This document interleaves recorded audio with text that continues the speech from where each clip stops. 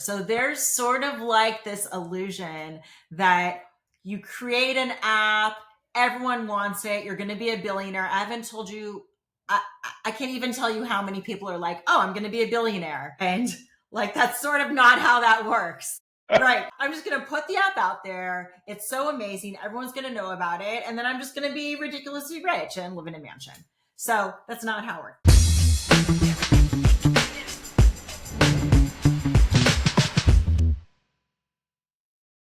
Hey, everybody, and welcome to the next episode of the Build and Breakthrough podcast, the podcast by founders for founders, where we celebrate founders' successes and struggles. Today, my guest is Sharon Meltzer. She's a strategic advisor, a fractional CRO, a speaker, an investor. She's actually one of the advisors for Colin Simon, who was on a few episodes ago. We met through ATDC's Monday AI Coffee, and I thought she had a lot to add in terms of revenue strategy. We're going to have a conversation about the App Store and just generally helping founders succeed where otherwise they might not. Sharon, do you want to introduce yourself?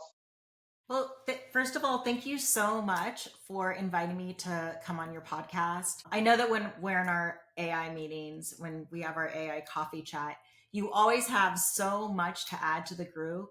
Just the intelligence and, all of the business acumen that you've had over the years. And your advice is it's so amazing, and it really helps all of us out. And I just wanted to say, I really appreciate you, and thank you so much for letting me be here. Thank you very much for those kind words. I really appreciate it as well. So tell us a little bit about yourself, though. Right now, you're an advisor. I know we were just chatting a moment ago about how you, a long time ago, well, not a long time ago, but previously were involved in security research and hacking. How did you go from that to revenue and investing? Yeah. So basically, I am an independent strategic advisor. I have over 4 decades of experience, and I've been in rooms that most people will never have access to. I've worked across technology, capital, and operating businesses. I started in business when I was very young. I was 16 years old I graduated high school a couple of years early. So when I was 16, the summer between high school and college, I actually bought my first investment property. It was a foreclosure for less than $1. Found out I couldn't sell it until I was 18. And so I was supposed to actually go to Yale for college, and I actually had to stay. I was from California. I had to stay in California in order to see that property through. And then from then I bought a lot of property and stuff like that. But I got kind of bored with it. Once you get good at something, it kind of becomes boring. And so this was right when the internet was actually coming into the home, when we started seeing like personal computers came about. And when that happened, I was really interested in all of the techniques about how mainframes worked, how computers work. I couldn't really have a mainframe. I was living in an apartment at the time. I couldn't have a mainframe in an apartment. So I would just like sneak into other people's mainframes, over the internet. I would usually ask for permission first. I was definitely more of a white hat hacker than a black hat hacker, which means that I did hacking for good, not, to steal anything or to ruin anything or to destroy anyone's company. I just really wanted to learn. I ended up getting involved in that. I ended up speaking internationally. I was one of the first female hackers to speak at DEF CON about security. I spoke at DEF CON 3 and DEF CON 4. They have someone called Vanna Vinyl, and that was after me because I used to wear vinyl, and my hacker name was Vamprella. So I was actually the first Vanna Vinyl. So a lot of people don't know this. I've never told people about this. I don't really brag a lot about what I do. Most of the clients I get are really only by referral. I really don't do any advertising or marketing, and my schedule is pretty full. But of course, I'm always open to having new clients and stuff like that. Because I've been in business for so long, it's very easy for me. My parents were in business. I used to, instead of having play dates, I would sleep under the lawyer's table while my parents talked. So I was introduced to this my entire life. This is kind of what I've been groomed to do. And so it becomes very easy. So now, since we're doing that, my family, like my kid's dad, we started tech companies together, had some exits and stuff like that. So I've really been involved in that probably over the past couple decades. And now I've decided to actually help companies out and help them become successful also. And I've had, thank God if people listen to me, which most of them do, they actually end up doing pretty well. So I don't really know how it works or how I do it. I can't give you a blueprint. I think it's just a lot based on experience and stuff. Anyway, I don't really like talking about myself, but Well, there you go. podcasts are a kind of a venue for you to talk about yourself. So I know. it's a great opportunity for it. Yeah. But I think that's very Pretty admirable. That's a close. big part why I'm Yeah. doing a lot of the activities that I'm doing too. I mean, I owe pretty much all of my professional success to the Atlanta tech ecosystem. So taking an opportunity to give back to ATDC and ATV, which has really done so much for me, just it feels good, it feels ethical, it feels like the right thing to do. And if I can succeed and if I can help others succeed and if I can help Atlanta succeed and if I can help America succeed, it's just a win for everybody, right? Like that's what Yeah. I love about And it startups and and entrepreneurship.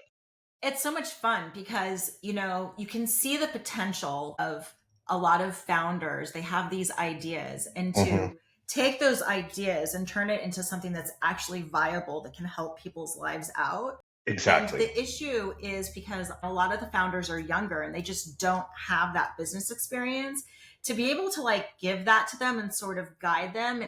And usually the bottlenecks they have, it's not like they're little tiny adjustments that need to be made to really make a huge difference. And just to give them that information and then see them run with it. I mean, when my clients are successful, it gives me a lot of pride. They're kind of like all my children. So, and luckily they've all done pretty well. So, I can't take all the credit for that. I just give them the advice. They're really the ones that do all the work. I don't really do any of the work. I'm just like, So on that note, since you're advising a number of companies, I mean, but what sort of trends are you seeing? I mean, obviously AI is a huge trend, but aside from just AI broadly, what sort of commonalities are you seeing in terms of success stories and struggles for some of the founders that you're talking? so definitely almost all of the companies I'm working with are using AI now. And I think one of the things that founders don't understand is that it's not like you can just do a $20 per month plan and use that in your company and then it'll take care of everything. There are definite costs that are needed, like token costs in order to make AI run. And I've noticed that a lot of my founders, when they're doing pricing for their products, that they're not putting those costs through to the consumer. Hmm. So without doing that, you're not going to be a profit making business. And the whole reason that we have a business is really to make profit. So there are all these different metrics that you can measure and do and everything like that. But there's only one metric that matters, and that's revenue. Because if you Hmm. don't have revenue, you don't have a business. So in order to do that in the easiest way possible that makes the most amount of sense, I think that's the big thing that I've seen. Also, another thing is it's really funny because there's another meeting that I go to with a lot of very people that are much smarter than myself. And we meet and we have people pitch their companies to us, Hmm. and then we give them advice. One of the other things is that, and I said this in the meeting, it's really funny. Founders in general are kind of delusional. And I don't mean that in a negative way. I Yeah, it mean has they're a negative and a delusional. positive part, right? Like Right. you have to be a So little I'm delusional to right. actually take the leap, right? Exactly. But you still have to be not so delusional that you're disconnected from the economy, right? Right. So who in their right mind is going to say, I'm going to quit this very good job I have, start living off of my savings and bootstrap this thing and start an entirely new idea that I have no idea if anyone wants or not. I mean, that's a little delusional, but we Hmm. need that. That's what keeps America going. That's, what keeps the economy going is by having these new businesses start up. So it's something that's very important. But as they're going down this path of building their company, The delusion is that you get so focused on your product that you start forgetting about the consumer. You can build a product for yourself, but you have to build a product for the market, because just because it interests you, that's amazing. But that doesn't always mean it can translate into sales. So a lot of the founders that I work with, I help them make that jump, realizing that, yeah, their idea is a great idea, but how do we make it so that it's revenue generating? So, like me, for example, with apps, I spend a lot of time thinking about the moment when someone goes from I downloaded this app to, I actually need this app. And that's the difference between whether it becomes a business or whether it's just sort of an idea that's just going to go away. So this is kind of how apps work is, you have the download, you create the account, the consumer becomes activated, they become engaged, and then they pay for the app. So this is how I've found it works. Like, these are the typical numbers, is that for every 100 downloads, you're going to get about 40 to 60% are actually going to create accounts. Not everyone's going to create an account. After those create an account, there's about 15 to 25 are actually going to use the product, and only about, on the high end, 2 to 5% Mhm. of those people are going to convert to paid. So think about that. If you have 100 downloads and you're only going to get maybe 2 people to pay for it, the metric you're using is no longer how many downloads. You can get 10,000 downloads, but that doesn't mean you're going to get that many paid users. So you really have to use those sort of numbers in order to be realistic. And that's the thing, is that, as in this delusion that these founders have, they're like, everyone's going to use my app. It's so amazing. Everyone who downloads it is going to pay for it. And that's not really the case. Those numbers are much, much smaller. So, and I think that, so what do you really think the reason is that it's hard to get from those downloads to actually get a paid user? What have you found Ooh, with your that's an clients? interesting question. Well, for one thing, there's a number of aspects here, right? And Okay. actually, what you're discussing here begins even earlier than that with discovery as well, right? We're talking Customer about discovery is so important. Yeah. customer discovery is important, but I'm referring to discoverability on the App Store in the first place and the marketing Yeah. motion. First of all, for a Yes. customer to even download your app, they have to be aware that your app exists. And I'm sure you've had the experience of utilizing the App Store where it is feeding frenzy, let's say, at best. Yes. And that may be really putting it lightly. This isn't what, 2007, 2008? I can't remember when the App Store actually appeared. Right. Now it's because it's so foundational to everything that I live in. But Yeah. there was a point where I believe this mythos was created, right? Where the App Store was not so congested where you could just find stuff, right? But the App Store itself is heavily monetized towards already successful apps. So if you just throw something on the App Store and you have no way for people to find it.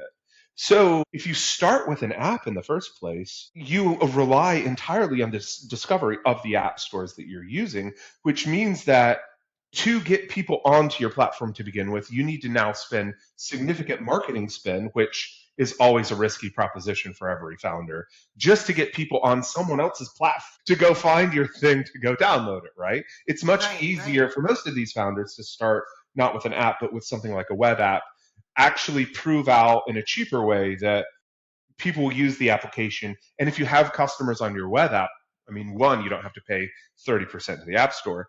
Two, you can use your web app to tell people, hey, if you like our web app, go take your subscription now here and take it over to our app version.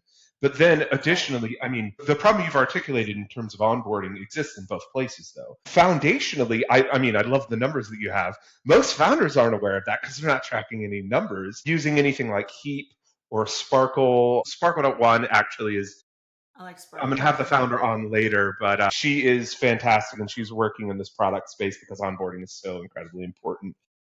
Mhm. or other comparable products that allow you to see that sort of drop off. So foundationally, getting that information is part of the key. Once you have that information, you can see exactly where people are dropping off. I should also, I don't want to bury the lead as well, of what you articulated specifically is the freemium model where people just download the app and then pay later. There's a lot of weaknesses with that model, right? Especially when you're early. A lot of people use freemium and then get bought into freemium when in actuality, freemium, going back to customer discovery, if you have a lot of feedback from a ton of people that are using your application for free, that's not necessarily valuable feedback. Do you want to shape your application and your user journey and your user experience for people that are uninterested in giving you money? No. If you have, if all of the people that wouldn't pay you money churn, that's not a bad thing. That's a good thing. Your server costs at minimum are less. Your marketing costs are more targeted.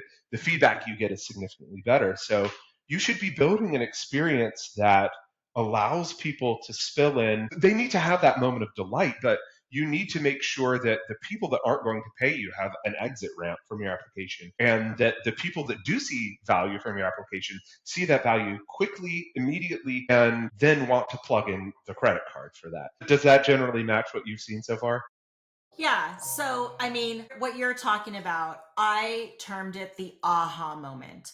So, Yes. when you download an app and use it, I feel that that your users usually have between 30 to 60 seconds to really understand what the app does, understand what kind of pain point they have that it solves, and doing all of that with a very, very short onboarding. Because I know that I've been on apps where I have to enter, my name, my email address, what gender I am, my birthday, and this like starts asking me for my social security number. And at that point, I'm already out of the app. Like, I don't even care what you have to sell. I've already given you too much information. There are other times where I've gone through that entire process.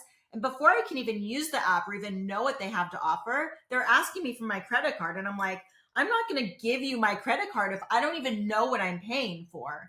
So there's really a sweet spot in there where you have to have a very short onboarding, give them value almost immediately, how it can help them, how it can relieve their pain point, get them invested. And right when they're at their point, it's a really sweet spot in there. Right when they're at their point where they want a little bit more, that's when the paywall hits. That's when you start to Exactly. charge them. They want that thing that's like, right, it's like the grass is always greener on the other side. And you give them a peek over the fence, but if they want to actually go through that gate, that's when they give you their credit card. That's when or their Apple Pay. Because I know that, Apple loves it when they use Apple Pay. That's always a thing. So that's kind of how I see it. And even more than downloads, I think something even more than important than that is retention. Is it Yes. has to be an app. It's not like a one-time thing. It has to be an app that they come back to every single day, that they're always using, that they're so invested in, that it helps their life. And the retention rate, I feel, is even more important because if they continue to use Hmm. it all the time, and if they feel like if I don't have this app in my life, I'm going to lose whatever, that's when you can get them to pay. That's when they're like, I need to keep this in my life. This is really helping me. Here's all my money. So I love that you're saying this because I want to tie this back to what you were saying previously about the work that you were doing on pricing and revenue for people, because I feel like, and this is something I've actually talked with Colin a ton about, I feel like this aspect of pricing strategy is really, really underrated because it's not just about like getting someone to your point, pay once or pay a particular subscription fee. It's about building, the metaphor I always use is a stable staircase of like gradually increasing value to where at each step in the process, you see, I've solved this much and I can see the next step and I can see the increased value in each next step for that next price amount. So, and additionally, because man, I talk to so many founders that are like, oh, we're going to have like a $15,000 per year B2B subscription fee, and that's it. Either you're in or you're out. And I go to them and I'm like, what if you had 3 tiers? Your basic Right. bronze, silver, gold tier. What if your $15,000 was your silver tier. Maybe it's your gold tier. I don't know. But what's really underrated about all of this, to your point about retention, is if you Mhm. get someone moving up this staircase and for whatever Mhm. reason they decide to churn, especially if they're B2B and they have multiple seats, you always have the Mhm. option of not having them completely drop off of your product. They can just drop back down a tier, drop back down two tiers, decrease the number of seats, decrease the number of seats in tiers, and classic land and expand. As long as you keep your land there, as long as the organization doesn't churn wholesale, as long as you have some sort of stable bottom value, like value prop there, where they still remain a paying customer in some capacity, you can always just swing back around in 3 months and try and re-expand, rewarm that contact, see if situations have changed, and remake that sale. I've seen a number of situations where a customer basically churns because their executive leadership changes. Right. Whoever it was that was pushing for this particular product leaves, but then their Mhm. replacement is like, oh, we'll throw it out. And then that person ends up being thrown out and someone else moves back in. So there's still the opportunity because, all the people underneath that leadership may have loved the product. They just don't Right. necessarily have a say. Go back in, make that sale again, re-expand, and boom, you're back in revenue. Yeah. I realize that's probably a bit out of scope of a lot of the level of founders that we're talking to, but also I feel like thinking about that, at least early, is a valuable exercise because it also helps you build your product roadmap, have a vision for the future, all of this. So I want to go back to what you said about this bronze, silver, gold, that they have three options. Now, that number three is very important. In marketing, the reason that you have three options is because it gives you the illusion of choice. So usually you just eliminate one option and then you only have a choice from two to choose from. But three is a very important number. If you have five different options, you get what we like to call analysis paralysis, where you don't know which one to choose and you just completely give up. If you only have one option, that's also not good because you don't feel like you have a decision in what you're doing. So three is really the magic number that people use. So it's very interesting that you brought that up right away. It's very smart. So, for your advising activities too, and apps in general, Mhm. how do you advise people go about doing things like prototyping, for example? I know I mentioned a little bit about my personal recommendation for building out a web app first before transitioning to the App Store. Do you see a lot of people, in my experience overall, I feel like a lot of the companies that I talk to that move to the App Store a bit too proactively are more B2C, whereas I feel like Mhm. most people in the B2B space have the idea of doing the web app first. Does that match your experiences so far? Yeah, so I think that when you're doing an entertainment app, it's definitely much harder to get people like involved all the time, that sort of retention rate. So like I usually measure on the activation rate, the day one retention rate, the 7 day retention rate, and then the 1 month retention rate. So those are sort of the metrics that I use. Um, I, all the AI and Claude Code and OpenClaw and vibe coding, like people are throwing out apps in like 30 minutes now. Like it's Hmm. crazy. So I haven't found with my clients that they usually go from the web app and then go straight into the app store. Some of them do like wrappers and stuff like that.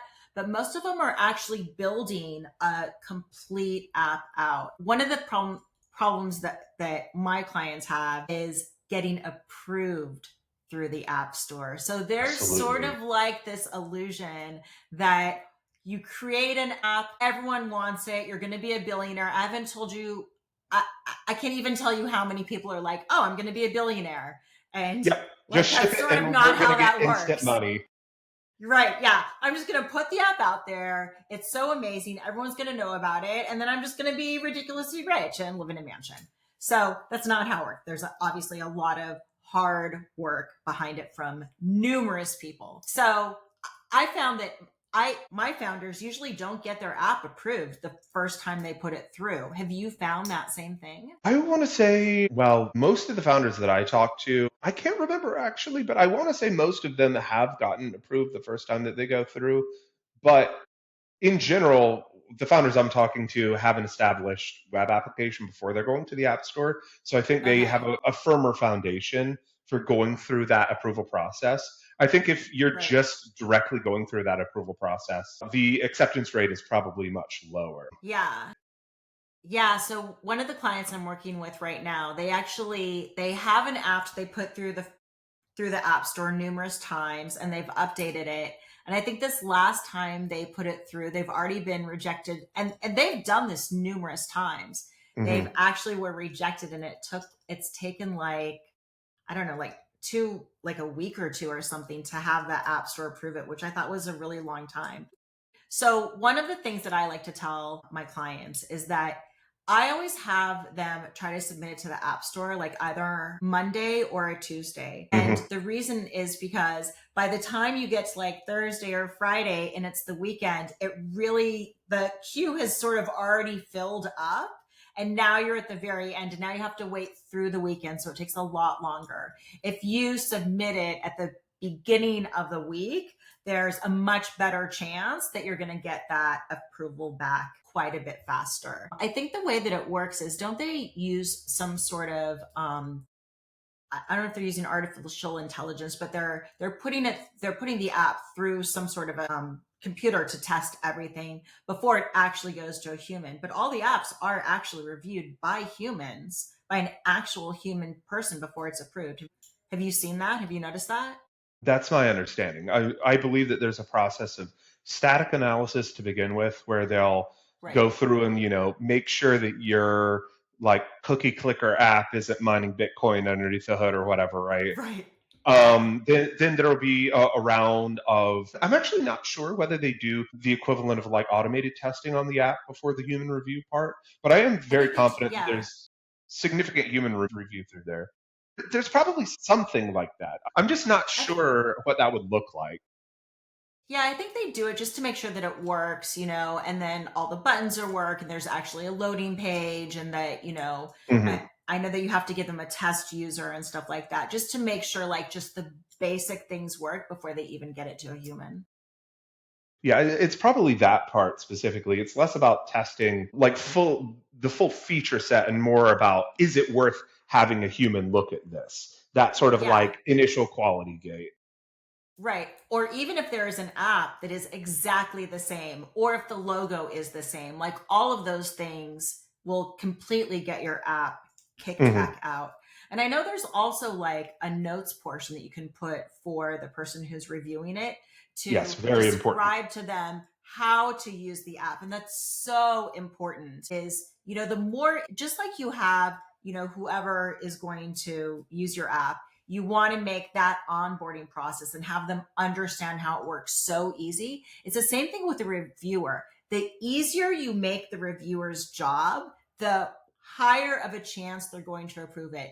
And what's so funny is that if an app does get kicked out and then the reviewer gives notes, some people are like jerks about it and like get really mad at the reviewer. And I'm like, why would Don't you do ever that. do that? This is the person that is like approving your app for the App Store. Your only thing to say is, oh my gosh, you're absolutely right. Be very nice. Thank you so much for pointing that out. We are going to get that fixed immediately. Yes, sir. Like your only answer to them is yes. There's not like, Absolutely. you don't understand and you didn't do it right. Like, this is not the time to complain at all. This is the time to be humble, take their advice, make those fixes, be just gracious about it and thankful that they're telling you exactly what to do to get your app approved.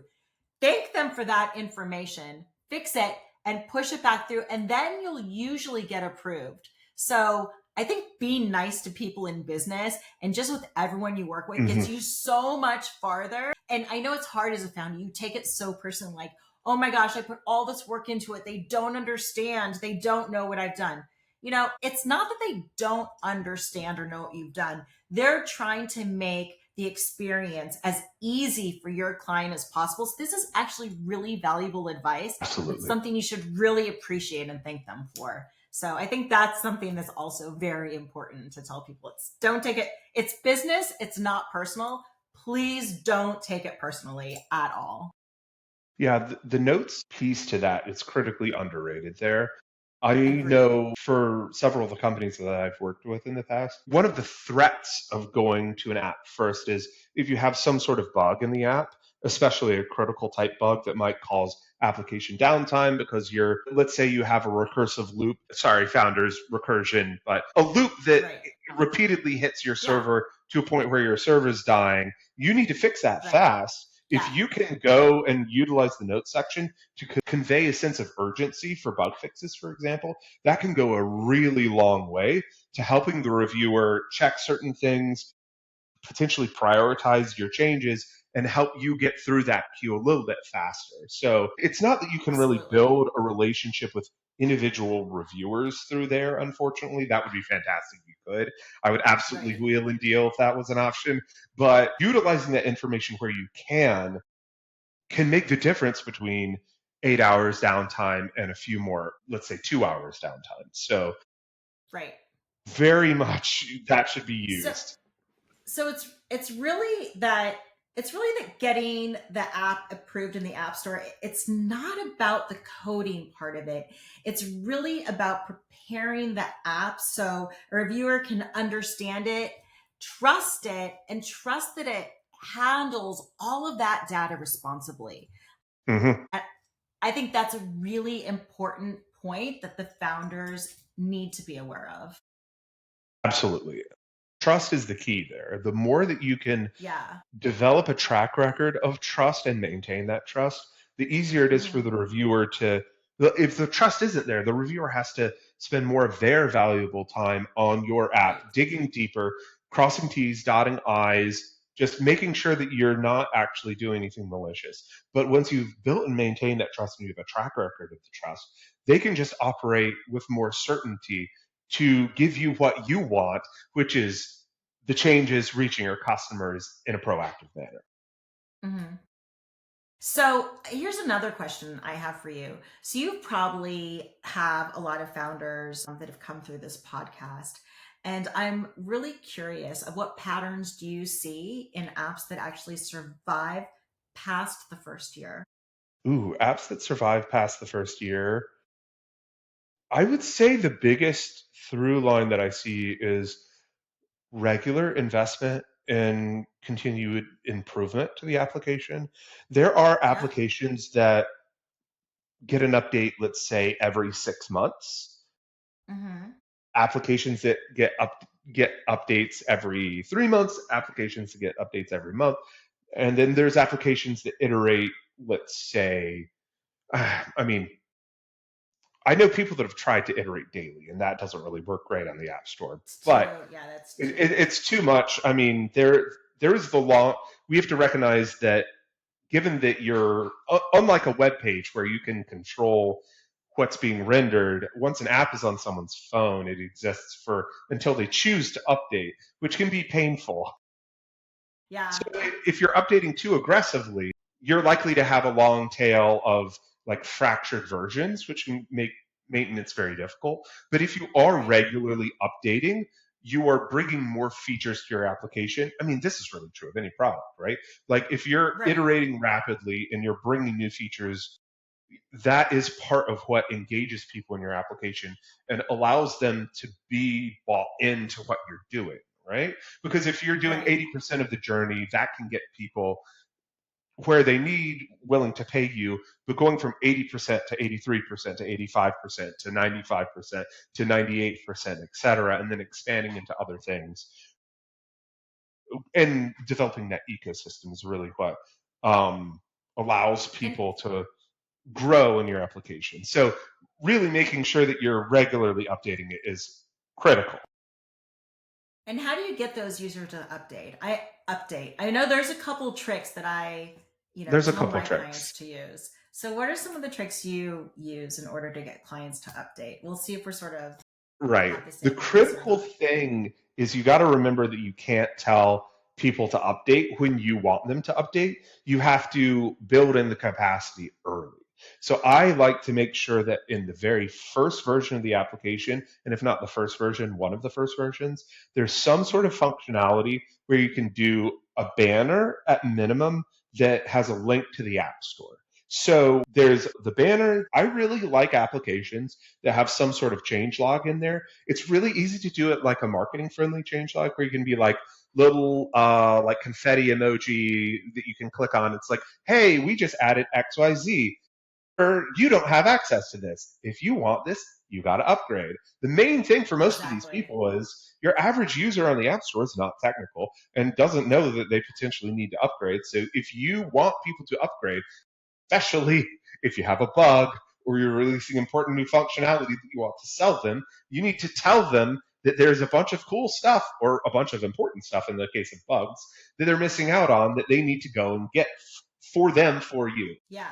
So I do exactly the same thing. So it's interesting that you do it through a banner within the app, which is really smart. So the way that I suggest to do it to them is actually we get all of their email addresses and we send them out emails of things that are going on because I usually like to have something That's value smart too. added along with the app, that we have a newsletter that goes along with it. We give them value all the time because then it's easier for them to just like forward that newsletter to one of their friends of something that's interesting, and then they can, it also adds to more users.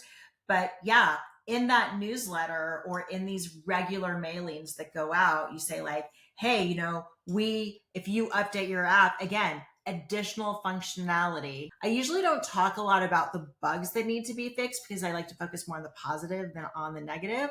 So it's always, I'm like, okay, if there's a bug, let's add something to it that they're really going to Yes, like, and then they'll fix it. So yeah, we're definitely, so I guess the modality of getting to that point is possibly different, but I think the idea behind it is exactly the same.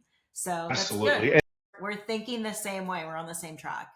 I love the articulation too of how, in both cases, the really important part too is that you're hooking in a marketing motion to this essential engineering task that you need to do. Like, Right. my philosophy is always don't just look for like single wins, look for multiple wins. So if you can not only increase application stability, make your code base easier to monitor, make sure that you're not accumulating technical debt due to the long chain of versions, and at the same time create a marketing motion that incentivizes people to, I love your suggestion because it has the opportunity for sharing with other people.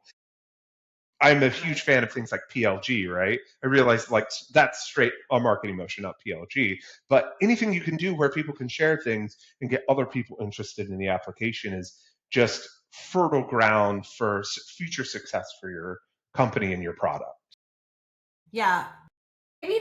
Maybe not everyone understands what PLG means. So if you could explain that a little Yes, bit, thank you. I should. let's I if have we're going to to use worry. acronyms, not everyone is going to be on the same level. So let's Yes, keep you are everyone totally up to right. That speed. is my bad. PLG is No product-led worries. growth. Those are features inside of the application. My quintessential example is Calendly. So anytime you use Calendly, when you book a meeting, you're booking with somebody else, which means that you give people your Calendly link to book with you, which means that every time someone's using that, other people are exposed to that and have the opportunity. They have a flow inside of there, to your point about onboarding, where they Hmm. can sign up for Calendly and then they have a Right. smooth onboarding process where your calendar Hmm. gets hooked in.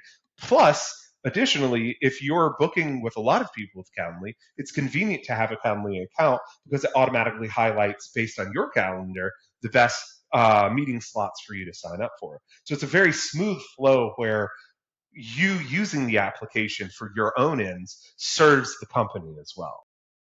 So that is definitely product led growth. Absolutely. I think having the minimum amount of friction between the product and your user being able to use that product is so important. The easier it is to use, the easier it is for them to understand it, the more they're going to use it. I don't want to go into something and have to click through a whole bunch of different, Yes, screens or go back and forth and kind of not like I want everything to be, right there and easy to do, easy to share with people, easy to tell people about. That's definitely a lot of people, that's again a thing that I talk to founders a lot about is, you don't have to be everything to everyone. You only yes, have to be something to someone. Just have a lot of those someones. absolutely. So, Sharon, this has been fantastic. I want to be respectful of your time. Thank you Do you again. want to plug some pluggables? Yeah, so I am on LinkedIn. I don't know. My name's Sharon Meltzer. I guess you could just search me up on LinkedIn. I'm going to put a link That to your probably will LinkedIn do in the that. show notes, so no Okay. worries there. I do only accept, referrals from people that I know. But I guess if you see me on this podcast, you can actually send me a DM. How I usually work is I meet with you once a week, the same time every week for half an hour. And we just sort of go over everything that you're doing and hopefully, make you successful. Like I have one client was making 5 figures last year. My goal was to get him to 7 figures in a 1 year period. So so we started at the beginning of the year.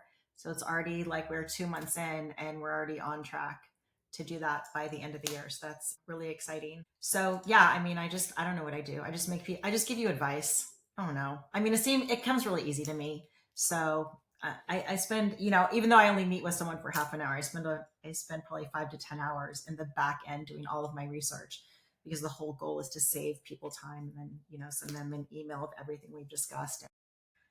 But I don't actually really do any work. I don't know because it's kind of fun. It is super So fun. I don't know. Is that a good plug? I'm not used to talking about myself. People usually just come up to me and say, "Hey, can Yeah, you help me that's with a, my business?" And I'm like, "Okay, I think that's a sure. solid Sounds plug. fun." All right. It's a good starting That's it. point. That's all I got.